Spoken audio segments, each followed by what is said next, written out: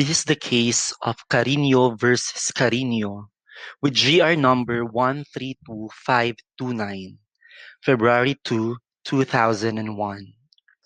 SP, SPO4 Santiago Carino contracted two marriages, first with Susan Nicdao and then with Susan Yi. Santiago passed away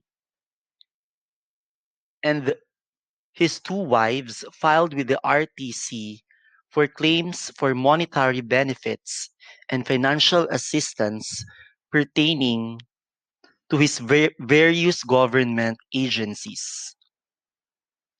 Yi filed an instant case for collection of half the money acquired by Nicdao, collectively denominated as death benefits.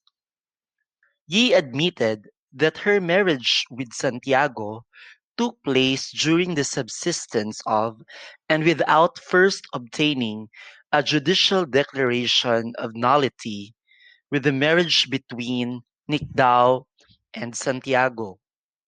She, however, claimed that she became aware of the previous marriage at the funeral of the deceased. The trial court ruled in favor of Yi.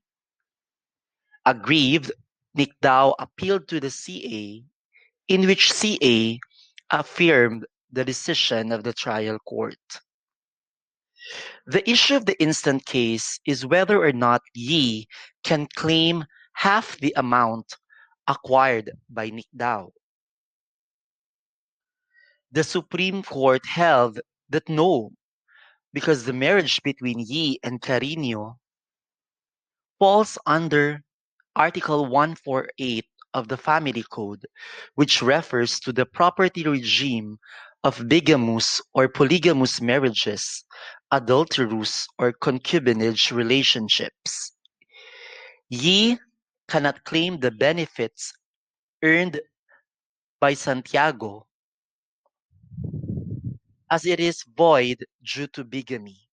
She is only entitled to the properties acquired with the deceased through their actual joint contribution.